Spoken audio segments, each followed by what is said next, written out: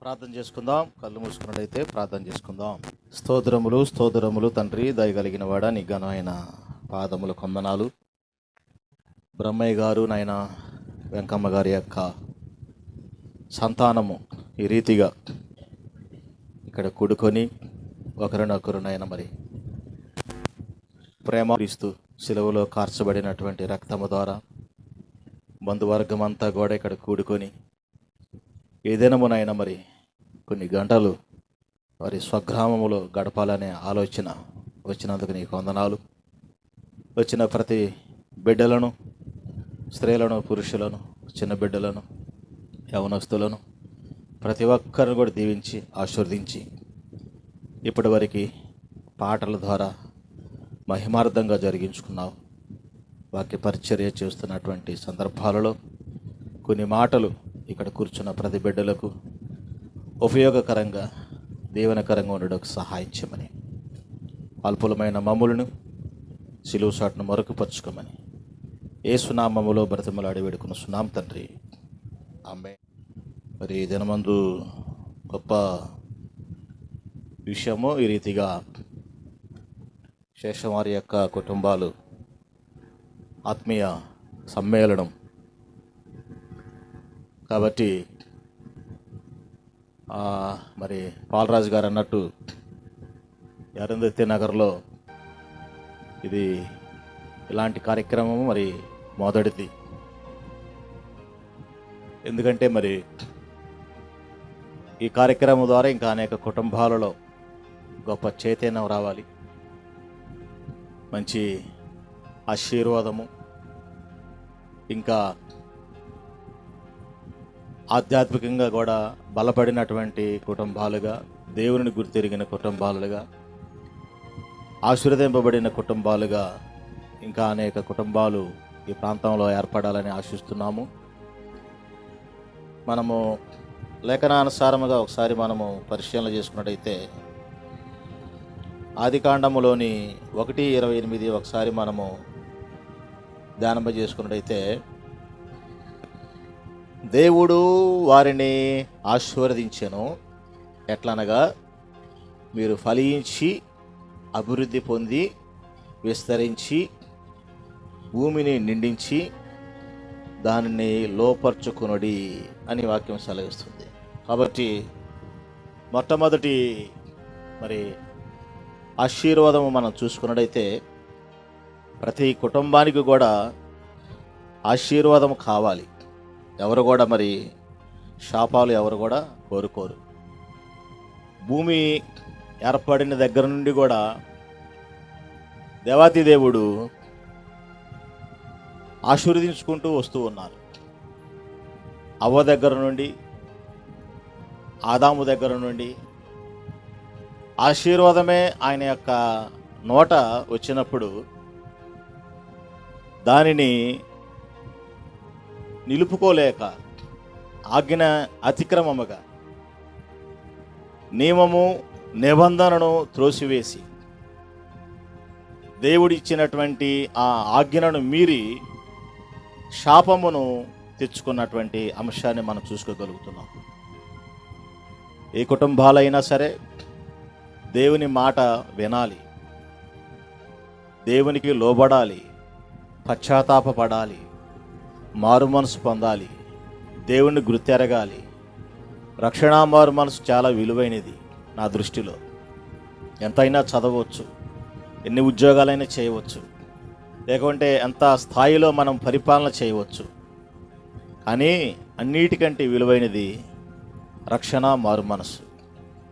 అలాంటి రక్షణ మారు మనసు ఒక వ్యక్తిని మార్చి ఆ వ్యక్తితో పాటు, ఆ కుటుంబంతో పాటు ఆ పరిసర ప్రాంతాలను కూడా ఒక మాదిరి కలిగినటువంటి అంశాన్ని మనం చూసుకోగలుగుతున్నాం. కాబట్టి అవ్వ ఆదాము విషయాలలో కూడా దేవుడు సృష్టి ఆరంభములోనే గొప్ప బహుమానమును ఏర్పాటు చేసి ఉన్నాడు. దేవుడు వారిని ఆశీర్వదించి ఎట్లనగా మీరు ఫలించి అభివృద్ధి పొంది విస్తరించి ఫలించడని. కాబట్టి ఆజ్ఞను అతిక్రమించడం వలన ఇప్పుడు ఏమేమి అక్కడ శాపాలు వచ్చినాయి అంటే, ఆది కాండంలోని స్త్రీ శపింపబడినది. రెండవది పురుషుడు శపింపబడ్డాడు. మూడవది నేల శపింపబడింది. నాలుగవది సర్పము శపింపబడింది. అంటే ఒక ఆజ్ఞ అతిక్రమం వలన ఎన్ని శాపాలు వచ్చినాయో ఒకసారి మనం చూసుకోగలుగుతున్నాం. కాబట్టి ఈ తరుణములో మరి మేము చెప్పేది దైవశావకులుగా శేషం వారి కుటుంబాలకైనా, లేకుంటే ఈ అరుంధతి నగరకైనా, లేకుంటే కంచకచారులకైనా, ఈ ప్రపంచానికైనా మేము చెప్పేది ఒకటే: రక్షణ, మారు మనసు అనేది ప్రాముఖ్యమైనది. దేవుని మాట వినటం ప్రాముఖ్యమైనది. దేవునికి లోబడటం ప్రాముఖ్యమైనది. దేవుని నుండి పొందుకునేటువంటి ఆశీర్వాదాలకే మనము అర్హులుగా ఉండాలి, కానీ దేవుని నుండి వచ్చేటువంటి శాపాలకు మనము అర్హులుగా ఉండటానికి వీలు లేదు. ఎందుకు వీలు లేదంటే ఆయన స్వరక్తమిచ్చి మనల్ని సంపాదించుకున్నాడు కాబట్టి, ఆయన మరి పరిశుద్ధుడుగా ఈ భూమి మీదకు వచ్చి ఉన్నాడు కాబట్టి, వెల ఇచ్చి చెల్లించుకున్నాడు కాబట్టి, క్రయధనముగా మరి ఆయన మరి ఏర్పాటు చేయబడి మన జీవితాలలో గొప్ప రక్షణను ఏర్పాటు చేశాడు కాబట్టి మనము శాపమునకు మనము అర్హులము కాము, మనము దీవెనలకు అర్హులమే. కాబట్టి చెప్పేది ఏంటంటే, ఇక్కడ ఉన్నటువంటి బిడ్డలైనా, యవనస్తులైనా, కాలేజీ స్టూడెంట్స్ అయినా, లేకుంటే ఉద్యోగంలో ఉన్నవారైనా, ఉద్యోగం మరి పదవి విరమణ చేసిన వారు, ఎవరికైనా సరే మనం చెప్పేటువంటి ఒకే ఒక మాట: దేవుని యందు మనం మరణించేంత వరకు కూడా భయభక్తులు కలిగి జీవించాలి. ఆయన యొక్క ఆజ్ఞలను మనం మేరటానికి వీలు లేదు. ఏ ఆజ్ఞ ఆ రోజు వాళ్ళకి ఆ ఆజ్ఞ ఇచ్చి ఉన్నారు, పలానా చెట్టు ఫలమును మీరు తినవద్దని. మనకేం ఆజ్ఞ ఇప్పుడు? నిన్ను వలె నీ పొరుగు వారిని ప్రేమించాలనే ఆజ్ఞ. దేవుని యొక్క రక్తము, దేవుని యొక్క శక్తి, దేవుని యొక్క బలమును మనము భుజించే ఆజ్ఞ. ఇది మీ కొరకైనా విరవబడిన నా శరీరం అంటున్నాడు, అది మరి మీ కొరకు కార్చబడిన నా రక్తం అంటున్నాడు. కాబట్టి వాటిని మనము తినుచు త్రాగుచు మనం ఎలా ఉండాలంటే పరిశుద్ధమైనటువంటి దేహాలుగా, పరిశుద్ధమైనటువంటి బిడ్డలముగా ఉంటేనే మనకు ప్రతిఫలాలు దేవుళ్ళు. ఆశీర్వాదాలు లోకానుసారంగా ఏమైనా ఉండవచ్చు అండి. డబ్బు ద్వారా ఉండవచ్చు, వ్యాపారాల ద్వారా ఉండవచ్చు, పొలం పనుల ద్వారా ఉండవచ్చు. లేకుంటే ఇంకొక మాట నేను ఎప్పుడు కూడా జ్ఞాపకం చేసుకునేది ఏంటంటే, మన క్రైస్తవ కుటుంబాలలోనే కాకోకుండా అన్ని జన సమూహాలలో ఎక్కువ మంది ఆశీర్వదింపబడిన వాళ్ళు ఎక్కువ మంది ఉన్నారు. ఏమండి? అన్ని జన సమూహాలలో మిలియనీర్లు ఉన్నారు. ఒక టాటా, ఒక బిర్లా, లేకుంటే వీళ్ళందరూ ఎవరు యేసుప్రభుని ఎవరు నమ్ముకోలే. కానీ ఎందుకు వాళ్ళు ఆశీర్వదింపబడ్డారంటే, అది తాత్కాలికమైనటువంటి ఈ లోకానుసారమైన అది ఆశీర్వాదం. కానీ మనము క్రైస్తవులమైనటువంటి ఆశీర్వాదం మనం పొందుకుంటే అది అంచెలంచెలుగా బిడ్డలకు అది అనేకులుగా అది సంభవించే ఆశీర్వాదము. దేవుని నుండి వచ్చే ఆశీర్వాదం, దేవుని నుండి వచ్చే ఆశీర్వాదము చాలా మధురంగా ఉంటుంది. అది ఎప్పుడు తరిగిపోదు. అది మనకే కాకోకుండా మన తరాలకు కూడా ఆయన వాటిని దాచిపెట్టి ఉంచుతాడు. కాబట్టి ఇక్కడ రాయబడినటువంటి ఆది కాండములో మనం సెలవిచ్చిన అంశం, దేవుడు వారిని ఆశీర్వదించును ఎట్లనగా మీరు ఫలించి అభివృద్ధి పొంది విస్తరించి భూమిని నింపుడని వాక్యము మనకు సెలవిస్తున్న అంశాన్ని మనం చూసుకోగలుగుతున్నాం. కాబట్టి మత్తయి సువార్త కూడా ఒకసారి మనము ధ్యానం చేసుకున్నట్టయితే 14-19 ఒకసారి మనము చదువుకున్న ఎడల, మత్తయి సువార్త 14-19లోని పచ్చిక మీద కూర్చుండునని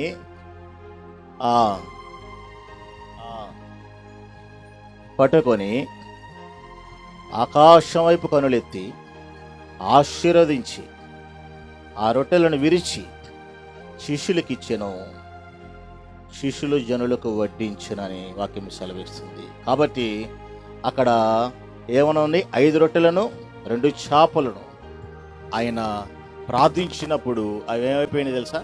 ఏమైనవి? ఆశీర్వాదం. కాబట్టి కొద్దిగే కానీ ఆశీర్వాదం, ప్రార్థన ద్వారా ఆశీర్వాదం. కాబట్టి ఒకప్పుడు ఈ కుటుంబాలలో మరి కొద్ది మందే ఉండవచ్చు ఆశీర్వాదం, ఉద్యోగాలు లేకపోవచ్చు ఆశీర్వాదము. తర్వాత భావితరాలకు కూడా దేవుని ఆశీర్వాదము. దేవుడు ఏ రకంగా అయితే ఇక్కడ మరి 5 రొట్టెలను 2 చేపలను ఆయన మరి ప్రార్థించిన వెంటనే 5,000 మందికి పైబడి ఇంకా 12 గంపలు మిగిలి అనేకమైన విస్తారం మిగులు ఆశీర్వాదాలు. కాబట్టి దేవుని దగ్గర ఉన్నటువంటి బిడ్డలకు, దేవుని మైదానములో ఉన్నటువంటి బిడ్డలకు, దేవుని యొక్క సన్నిధానములో ఉన్న బిడ్డలకు ఆకలి దప్పికలు అనేది అవసరం లేదు. వీరు ఎక్కడి నుండి వచ్చి ఉన్నారు?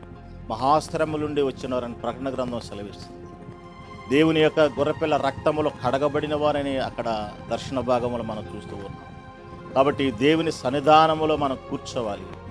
దేనినైనా మనం పోగొట్టుకోవచ్చు, కానీ దేవుని సన్నిధానమును పోగొట్టుకోవడానికి వీల్లేదు. అది మనకిచ్చిన భాగ్యం.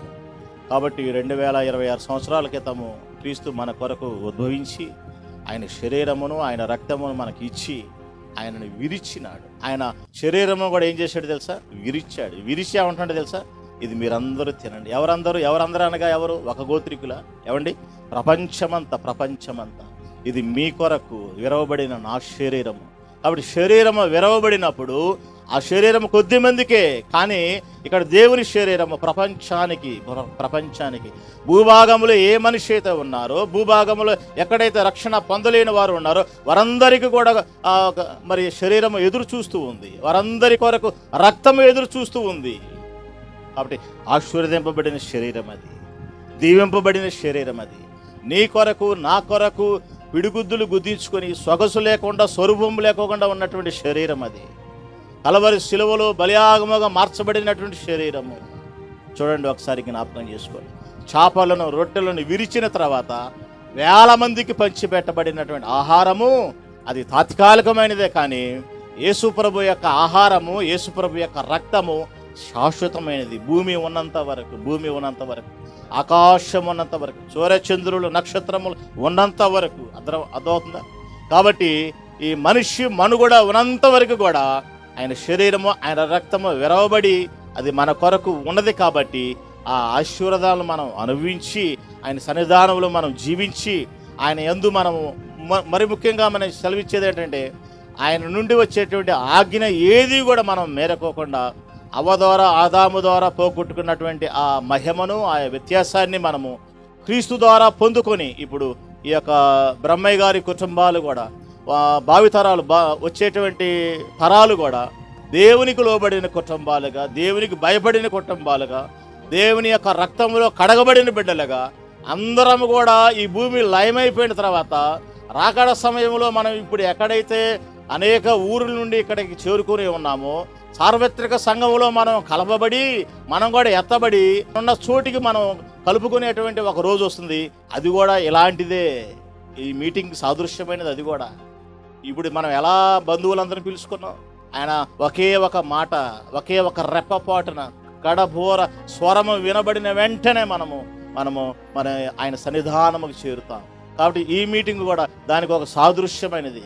కాబట్టి ఆ లోకములో మనం ఉండాలంటే, ఈ భూమిని వదిలివేసి పరలోకములో మనం చేరాలంటే ఇక్కడ చేరవచ్చిన వాళ్ళు, ఆ బ్రహ్మం గారి యొక్క భావితరాలు, వచ్చే తరాలు, ప్రతి ఒక్క యవనస్తులు, ప్రతి ఒక్క నడికారు వయసు కలిగిన వారు, ఈ శాశ్వత వారి కుటుంబాలలో, ఇంకా చేరివచ్చిన వారి కుటుంబాలలో ఇంకా ఎవరైతే రక్షణ లేదో, నేను కోరుకునేది ఒకటే: రక్షింపబడండి, మారు మనసు పొందండి, పాప క్షమాపణ పొందుకోండి.